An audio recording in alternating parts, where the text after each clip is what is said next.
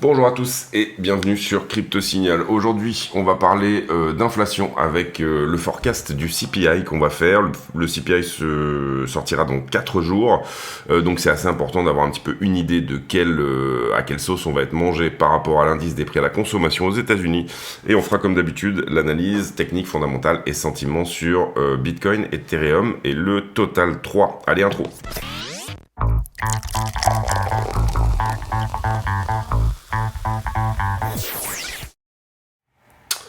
Alors, on est là sur le Bitcoin face au dollar. Pas vraiment d'appréciation ou de nouvelles informations par rapport à hier. Ce qu'on a dit d'une certaine manière pour récapituler, c'est qu'on a cet élargissement, probablement une target à 73. On a également ici peut-être un petit flag qui nous donnerait une target à 70 400, mais à ce stade, à part le fait qu'on tienne ici le momentum de cette montée et qu'on soit plutôt shorté sur les tops, aucune certitude bien sûr qu'on va percer notamment cette résistance ici qui semble être systématiquement revendue. Mais ça serait plutôt la tendance, étant donné qu'on est à minima en petite tendance haussière sur le 4 heures, et bien pourquoi pas effectivement venir prendre cette poche de liquidité ici sur le haut. Également pour l'instant cette forme de compression ici qui tient. Alors pour le moment on a fait cette droite avec 2 points à chaque fois, donc aucune certitude que ça va réellement continuer dans cette compression. Si jamais c'est le cas, à ce moment là on serait peut-être plutôt sur un rejet autour de 75, revenir tester 66 et ensuite casser vers le haut, puisque en général les triangles sont des figures de confirmation. Voilà pour le 4 heures, on ira voir les petites time frames en fin de vidéo, mais à ce stade voilà à peu près ce qu'on peut dire sur le 4 heures. Ensuite, Ethereum contre Bitcoin. On se reprend légèrement, mais c'est pas violent, hein, sincèrement. Ce qu'on peut voir éventuellement, c'est cette petite cassure de trend ici, mais on continue à faire du ski sur la trend. On est actuellement sur le support 4 heures qui peut éventuellement tenir tout ça. Ethereum qui a énormément souffert par rapport à Bitcoin dernièrement. Pour le moment, toujours une tendance baissière. On aura une première confirmation que la structure est en train de se reverser déjà à peu près sur ces zones-là, ou à minima, si on arrive à comprimer également, faire quelque chose comme ceci, et pour le coup, avoir une vraie structure de retournement et non pas une structure de continuation. Il y a des jolies news sur Ethereum, en tout cas il y a des news pas trop mal on va dire, donc on ira aussi les décrypter. Pareil sur Ether, il est en ce moment sur son support daily. Est-ce que ça tient? Est-ce qu'il nous donne une structure de retournement? Ou alors est-ce qu'il nous fait une continuation comme ceci, abaissée, avec notamment ce petit flag ici qui a été perdu par le bas et qui pourrait éventuellement nous donner une continuation baissière? Pour le moment, c'est ce qu'on va voir. Le support semble tenir à ce stade, et ça par 2 fois, on va dire, dernièrement, dans les jours derniers. Donc, on va donner un petit peu de crédit à ce support pour le moment, puisqu'il a repris ici le prix désormais par 5 fois. Zone à passer, bien sûr, pour un retournement de tendance, ça serait 3638 sur Ethereum et un premier break of structure du côté des 3445. Vous allez voir qu'il y a un petit peu de liquidité shorteuse ici sur le haut, donc on va dire pourquoi pas. En tout cas, la liquidité est plutôt de notre côté sur Ethereum pour de la hausse. En ce qui concerne le Total 3 contre Bitcoin, c'est un petit peu la même chose qu'Ethereum. Il nous a pas encore donné vraiment le petit W de retournement qui peut retourner la 4 heures, ni même réellement la structure de retournement qui elle-même va reprendre un petit peu le haut, c'est-à-dire une continuation finalement de cette tendance haussière là. Retest sur trend plus que possible, c'est-à-dire que là c'est pareil, on a un support 4 heures qui pourrait éventuellement faire le taf. Pour le moment, on veut déjà que ça break la structure, c'est-à-dire que ça passe déjà ce point-là pour nous donner ce petit W ici en bas de cette descente. Si c'est pas le cas, c'est une continuation, c'est-à-dire qu'à ce moment-là, on aura quelque chose comme ceci, une sorte de flag également, et une continuation pour atteindre le support inférieur autour des 561 milliards ici. Mais ne tenez pas trop compte de ce chiffre, puisque c'est une formule ici et on a redivisé par BTC. Ce qu'on regarde ici, c'est la performance du Total 3 diminuée des stablecoins contre la performance finalement de BTC. On a des spreads négatifs sur le CME. Non, autant pour moi, on est toujours positif. Je sais pas pourquoi il m'a affiché moins 125 ici. Curieux. On va parler maintenant d'inflation. Alors, inflation, en général, moi, ce que je fais en début de mois, là, c'est un petit peu tard, mais en général, on le fait le 1er avril, tout simplement, dès qu'on a la data, c'est qu'on vient regarder un petit peu quel pourrait être le prochain chiffre du CPI. En l'occurrence, ici, Ce qu'on regarde, eh bien, c'est dans cette courbe-là, finalement, où est-ce qu'on pourrait se trouver prochainement. Globalement, si on veut que l'inflation retourne d'ici, par exemple, juin 2024, enfin qu'on ait une continuation pour prendre le dernier pourcent pour aller au 2% de CPI, il va falloir qu'on tienne à peu près cette trend-là, c'est-à-dire celle qui est, vous le voyez initialement, la moins agressive des deux. On a eu un plateau dernièrement sur l'inflation, et ça depuis plusieurs mois, 6 mois, 6-8 mois. Et le risque, c'est d'avoir un regain d'inflation, notamment au travers à la fois de, on va dire, de mauvaises conditions géopolitiques, notamment entre Iran et Israël en ce moment, le Yémen, toutes ces choses-là, et bien sûr, évidemment, le côté un petit peu tendu de l'Ukraine, qui également, étant donné qu'il y a des attaques de raffineries de pétrole en Russie, eh bien, ponce un petit peu la capacité de production du pétrole russe. Donc cette partie inflation géopolitique, elle se trouve finalement là-dedans. C'est l'inflation des commodités, c'est le pétrole, etc. C'est ce sur quoi finalement la Fed ne peut pas agir. Ici, vous avez plutôt ce qui est inflation de demande, à savoir, aux États-Unis, on travaille beaucoup sur des taux variables. Par exemple, quand je vais acheter une voiture, je vais avoir un taux qui va varier. Quand je vais acheter une maison, je vais avoir un taux qui va varier. Quand je vais prendre un crédit revolving sur ma carte de crédit, je vais avoir un taux qui va varier. Donc tout ça freine la demande, bien évidemment, quand vous avez beaucoup plus de taux d'intérêt à payer.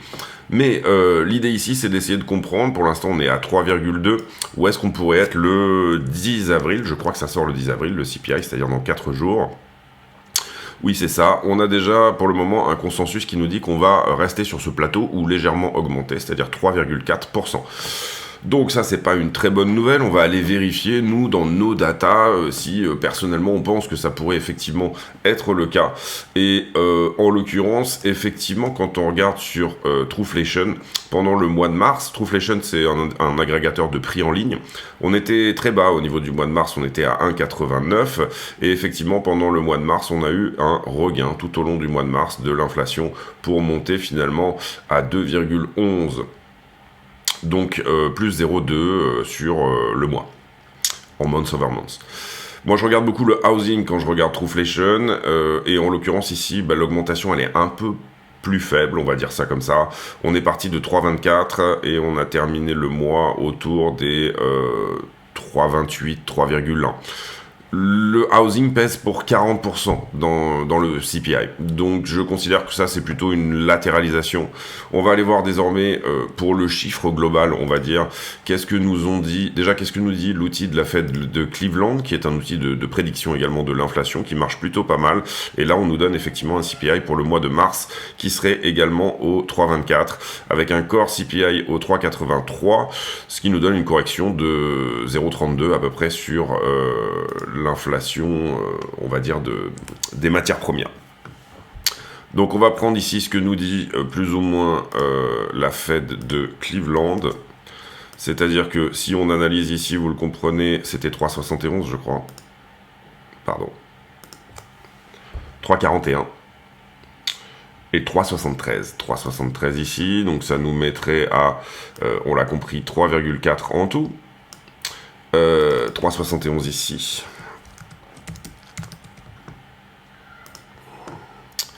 Ici, on est au 0, et donc du coup, en termes de inflation de demande, eh ben, on a dit moins 0,31.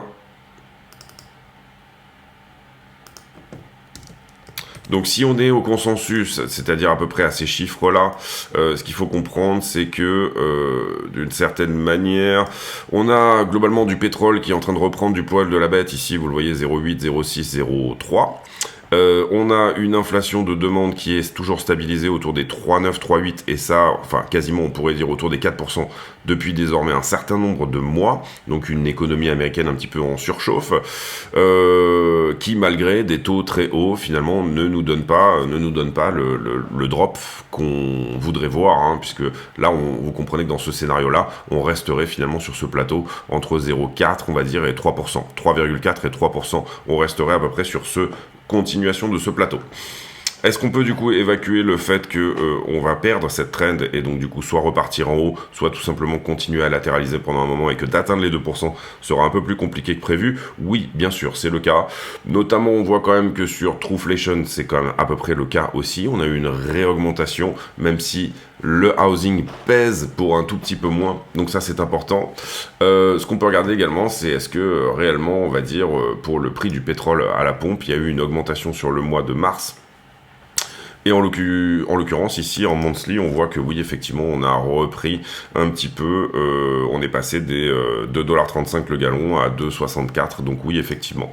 Sur le blé, le mois de mars a été plutôt baissier. Et puis ensuite, on va juste prendre l'indice des commodités dans sa généralité. Il faut juste que je le retrouve.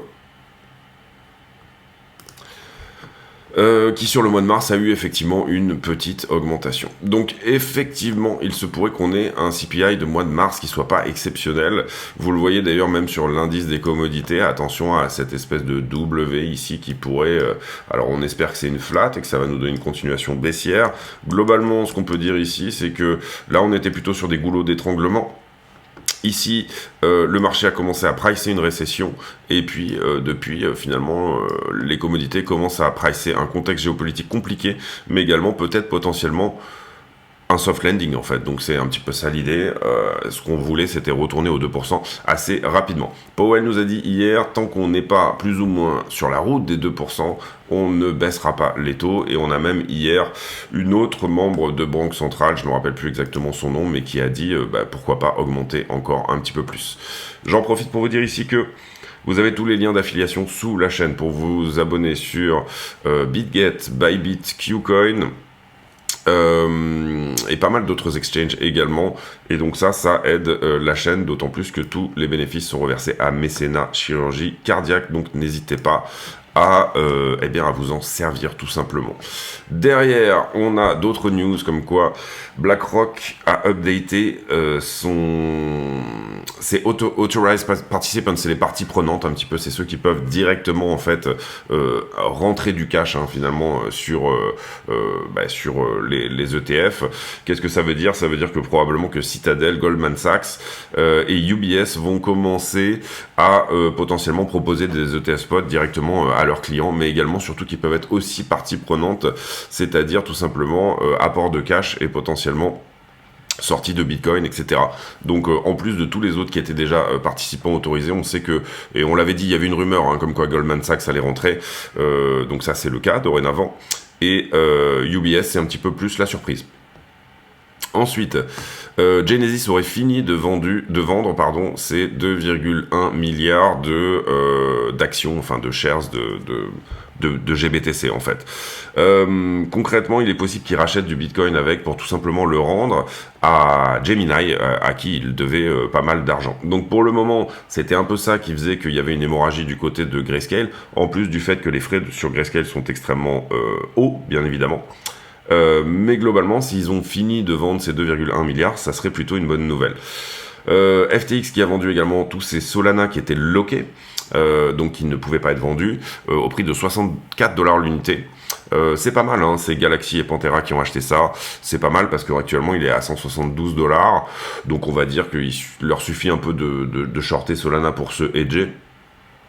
Et du coup, le risque est quand même relativement faible.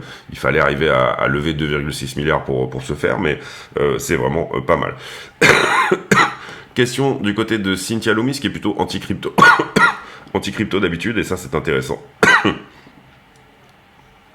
Qui pose la question de savoir pourquoi est-ce que finalement les USA sont en train de vendre une partie de leurs holdings en Bitcoin. Pardon. Et ça c'est intéressant aussi parce que généralement Cynthia Loomis elle est plutôt contre la crypto. Et là elle dit pourquoi on est en train de vendre alors qu'on est en holdings de Bitcoin, c'est des Bitcoins qui ont été saisis sur l'affaire Silk Road. Eh bien les USA sont devant la Chine. Donc ça c'est également un revirement un petit peu intéressant. Et en ce qui concerne la journée d'hier, on a eu un flux de 203 bitcoins, c'est-à-dire la même chose qu'avant-hier. On voit que Grayscale a saigné de moins 200, et le grand gagnant de la journée d'hier, ça a été iBit, donc BlackRock, avec 308 millions d'inflow. Et ici, on reparle encore à nouveau de Genesis, et je vous le rappelle, n'hésitez pas à utiliser les liens d'affiliation de la chaîne. En ce qui concerne Wall Street Journal, il y a eu un drama sur Tesla hier avec des fausses informations qui ensuite ont été démenties, etc. Ensuite, Cathy Wood, on va passer. Visiblement, Do Kwon qui a été retrouvé coupable en ce qui concerne une extradition par le Monténégro sur son cas, je crois, contre la Fed. J'ai pas forcément très bien étudié ni cet article ni ce procès en particulier. Donc du coup, on va passer là-dessus. S'il y a des choses intéressantes, je reviendrai dessus. Ici, est-ce qu'une forte demande sur les ETF Bitcoin pourrait tuer le halving, le rallye potentiel autour du halving? Moi, personnellement, je pense que non. Ici, on nous reparle de Do Kwon. Ici, on passe. Ici, on va passer également. Et ici, vous voyez, c'est Bowman qui dit que pourquoi pas augmenter une nouvelle fois les taux pour être sûr de finalement tuer ce potentiel regain d'inflation qui potentiellement nous guette. Il faut bien comprendre que parfois c'est la surprise sur le CPI, et en l'occurrence là sur le CPI de cette semaine, donc qui va sortir mercredi, il est possible qu'on ait des surprises. Cela dit, bon, on a quand même sur Trueflation notamment, ce qu'on voit sur Trueflation, c'est qu'en fait, c'est plutôt en avril que ça a baissé énormément. Vous le voyez ici avec ce drop. Alors très souvent le premier du mois, parce que en fait, finalement, les entreprises actualisent leurs prix au premier du mois. Très souvent, on a là quelque chose. Mais pour le coup, sur Trueflation, on voit que c'est quand même plutôt en mars que il y a eu un regain d'inflation. Donc ça, on espère que ça sera le cas. Vous voyez ici aussi qu'on a un petit peu la même flat que ce qui se passe finalement sur le pétrole. Les matières premières ont bien sûr ici une incidence sur ce qu'il se passe, sur ce qu'on peut regarder au niveau des prix à la consommation, et c'est normal. On va faire la liquidité maintenant. N'hésitez pas à mettre un like sur la vidéo si le contenu vous plaît. 116 millions de liquidés hier. On a liquidé à peu près la moitié sur Bitcoin, Ethereum. Ça, c'est normal. Là où c'est intéressant, c'est que à nouveau, on liquide plutôt du short sur Bitcoin et du long sur les alts et Ethereum compris. Donc on a en ce moment un petit peu une divergence entre ce que nous disent les alts et ce que nous dit Bitcoin, et c'est suffisamment intéressant pour le souligner. Des alts qui souffrent, je pense, quand même beaucoup plus que Bitcoin de cette éventuelle hausse de taux pendant plus long. C'est-à-dire qu'il est possible qu'on ait des altcoins, étant donné que c'est un actif un petit peu plus risqué, qui se transforme dorénavant d'une certaine manière en simple follower de la tech aux US, puisque pour le coup, on n'a pas d'institutionnalisation et on n'a pas de régulation sur celle-ci. Et en même temps, donc du coup, ne pas s'attendre à ce que les alts explosent avant qu'il y ait une baisse des taux. Du coup, par contre, un Bitcoin qui va plutôt se comporter comme autre chose, c'est-à-dire peut-être une réserve de valeur, également cette fonctionnalité tech avec cette idée d'actif qui peut potentiellement être entre guillemets révolutionnaire, mais peut-être beaucoup moins risqué que les alts pour le coup, puisque pour le coup la régulation elle a été acceptée, les ETF ont été acceptés, etc. Quand je vous disais qu'il y a des bonnes nouvelles sur Ethereum, c'est que on a certains analystes qui commencent à dire que il est tout à fait possible que les ETF spot soient acceptés, et que si jamais ils étaient refusés en mai, on est à une cinquantaine de jours là de la deadline d'approbation des ETF Ethereum spot. Si jamais ils étaient refusés, il y aurait probablement un litige et que la SEC perdrait ce litige. C'est déjà peut-être une bonne nouvelle et une bonne question, c'est tout à fait une possibilité, c'est-à-dire qu'on temporise un petit peu plus longtemps sur Ethereum, faute de régulation entre guillemets un peu plus claire sur est-ce que c'est une commodity, est-ce que c'est une security, même si ça ne remet pas du tout en cause la possibilité d'un Ethereum spot d'un ETF spot sur Ethereum. Cela dit, comment dire, ils ont commencé, le manque en fait de commentaires et le manque d'aller-retour entre la SEC et les pesant autour des ETF inquiétait énormément les analystes, et là visiblement ça commencerait à bouger, c'est-à-dire que il commencerait à y avoir des allers-retours entre les deux en ce qui concerne les ETF spot Ethereum. Donc personnellement, moi je continue à penser que il se pourrait qu'il soit approuvé tel quel en mai. Je pense que la question du stacking est quand même une question importante qui va être posée et qui va peut-être être... on va peut-être rétro-pédaler sur ce sujet-là en particulier. On va voir en tout cas comment ça se construit également de ce côté-là. Le carnet d'ordre au spot... on avait des ordres à l'achat ici, certains ont été touchés. À partir du moment où on a eu cette petite chute, on peut voir que les autres ont disparu, donc c'était vraiment ça, je pense, des ordres court terme, on va dire ça comme ça. Pour le moment, ils ne sont pas réapparus, on en a quelques-uns ici qui sont réapparus à peu près sur la même zone, mais on voit que la volonté, elle est peut-être plutôt d'acheter plus bas. 62,5, 63. Assez peu d'ordre également à la vente, en tout cas pas grand chose avant les 70, hein, globalement 69, voilà. Avant 69, on n'a pas non plus un mur de vente. On va voir ici comment ça se met en place de ce côté-là, mais en tout cas le carnet d'ordre est plutôt peut-être encourageant pour un petit peu plus de hausse. Ici, ce qu'on peut voir, et ça c'est l'aspect le plus encourageant, enfin en tout cas moi je trouve, c'est que au travers ici de ce dip qu'on a fait ici, on a finalement liquidé tellement de positions, mais on a également tellement de longues probablement qui ont pris position, que vous voyez on a fait un petit tour dans le funding négatif, un petit peu exactement comme ce qu'on avait fait là. Et c'est ce qu'on veut voir, on veut voir des tops sur lesquels effectivement on a des gens qui... Bon, à partir du premier dip, des gens qui effectivement prennent des profits. Donc on a eu énormément de short là-dedans et énormément de prises de profit de longues, ce qui peut nous dire qu'effectivement on est à nouveau shorté sur ce petit top ici. On va voir en tout cas ce que ça donne, mais en termes de liquidité, je trouve que c'est pas dégueulasse pour venir à minima prendre 69,3 et peut-être venir jouer avec cette zone ici, vous le voyez, des 70 déjà dans un premier temps. Vous comprenez ici que pour le coup la grosse liquidité shorteuse elle se trouve au-delà de 71,5, peut-être qu'on va y aller aussi également. Pour le moment en tout cas c'est pas trop moche de ce côté là. Maintenant on va être en week-end, donc en week-end il y a pas mal de choses qui sont possibles. On voit également ici sur les bulles de liquidité du coup que on a un delta shorter longueur qui est assez faible.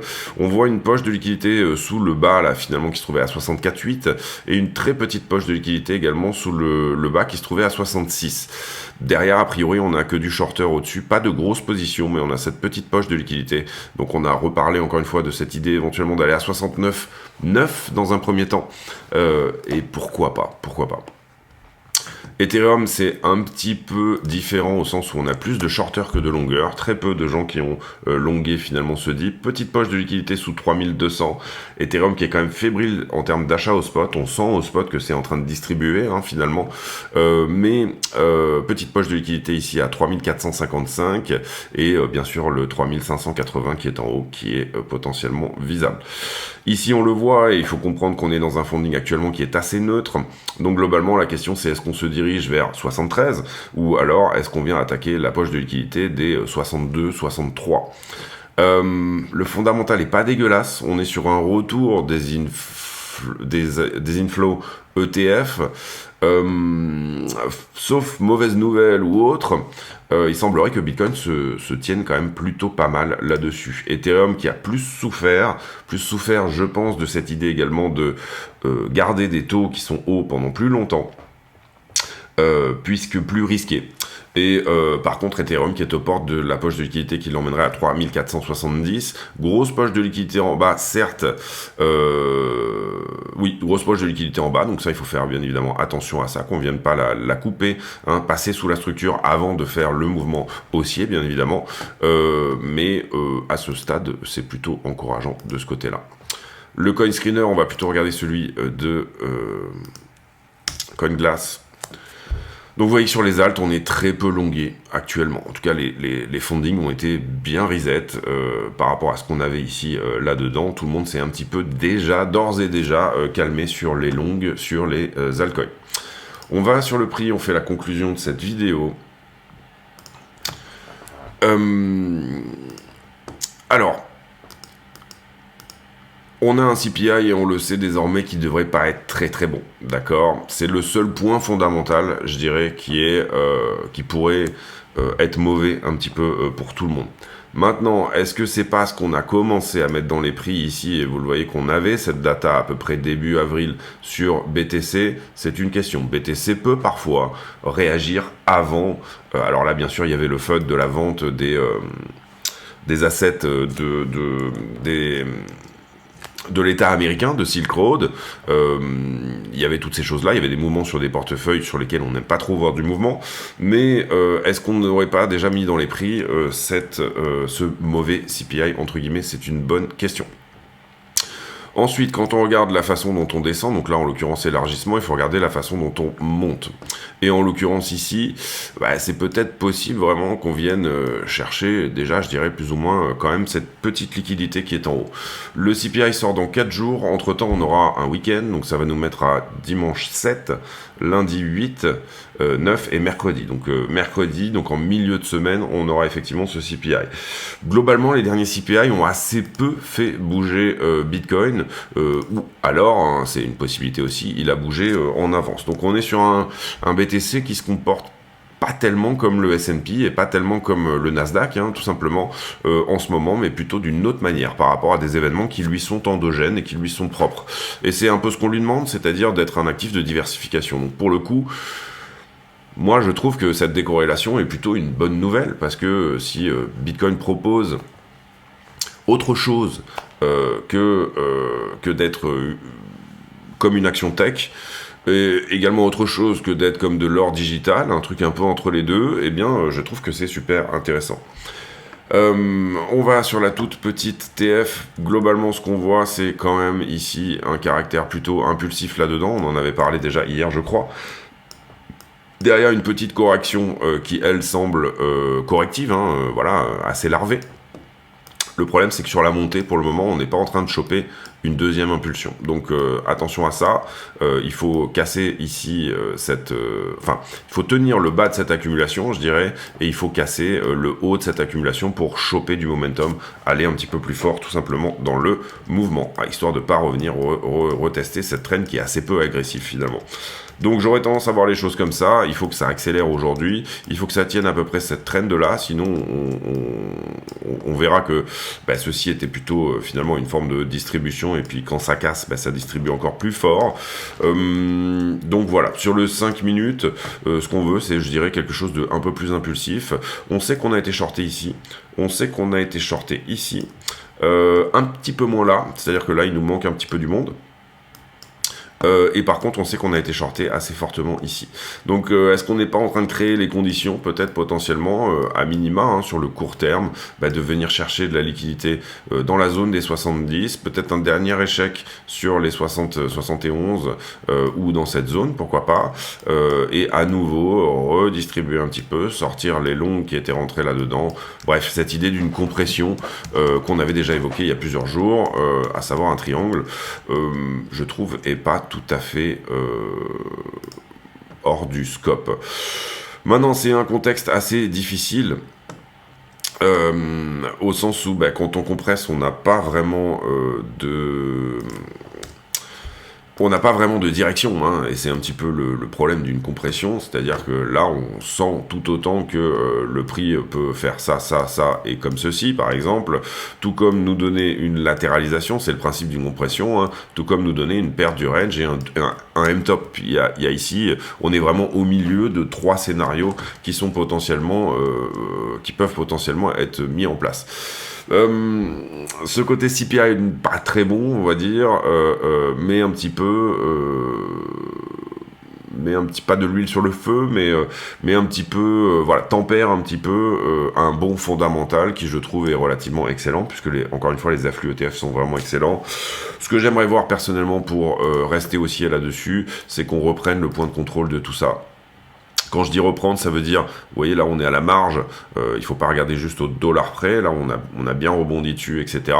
Mais qu'on s'installe vraiment au-delà de ça, c'est-à-dire, pour le coup, estimer que si on arrive à casser 68 435 par exemple, on le voit ici, c'est un petit peu la ligne violette qui est là, et qu'on vient s'installer dans cette zone où il y a un peu moins de un peu moins de business, hein, eh ben, il est peut-être possible d'aller toucher quelque part autour des 69,9. À ce stade-là, et pour le moment, je ne dirais pas qu'on va aller en ligne droite potentiellement chercher ça. C'est tout à fait possible. Pour le moment, vous le voyez ici, on a une break of structure qui est là. Ici, on est en train peut-être de faire continuation de structure, et ça se concrétisera si on passe les 69. Donc ce qu'on veut maintenant, c'est effectivement de mettre en place la continuation de structure pour avoir quelque chose de plus impulsif et un short squeeze, effectivement, des gens qui sont garés sur la zone des 71,5. Voilà pour cette vidéo, j'espère qu'elle vous aura plu. Si c'est le cas, n'hésitez pas à le dire dans les commentaires, etc. Également venir soutenir la chaîne, que ça soit sur le Discord, toutes ces choses-là. Je fais également une vidéo affiliée tous les jours à laquelle vous pouvez accéder moyennant la somme de 10 € par mois que vous payez à YouTube, puisque vous cliquez sous le bouton rejoindre qui est sur la vidéo. Et YouTube m'en reverse 70% pour faire des vidéos supplémentaires. Vous pouvez également aller sur le Discord et trouver toutes les possibilités de vous affilier, donc d'avoir accès à ces vidéos également, et ce de manière gratuite, hein, finalement. Donc n'hésitez pas à regarder un petit peu tout ça. J'espère encore une fois que cette vidéo vous a plu. On se retrouve demain pour une nouvelle. J'ai pour habitude de poster tous les jours, enfin de poser une question à la con, c'est-à-dire une question qui n'a rien à voir avec le prix du Bitcoin, mais qui nous permet de converser de choses et d'autres. Et à les questions du jour, est-ce que vous êtes audiophile? Ce qu'on appelle un audiophile, c'est les gens qui aiment de la belle hi-fi, quelque chose qui donne un son assez propre en termes de hi-fi. Et donc voilà, est-ce que vous avez chez vous de la belle chaîne hi-fi, du son qui vous donne quelque chose de correct? On se retrouve demain pour une nouvelle vidéo et portez-vous bien d'ici là. Bonne journée à tous.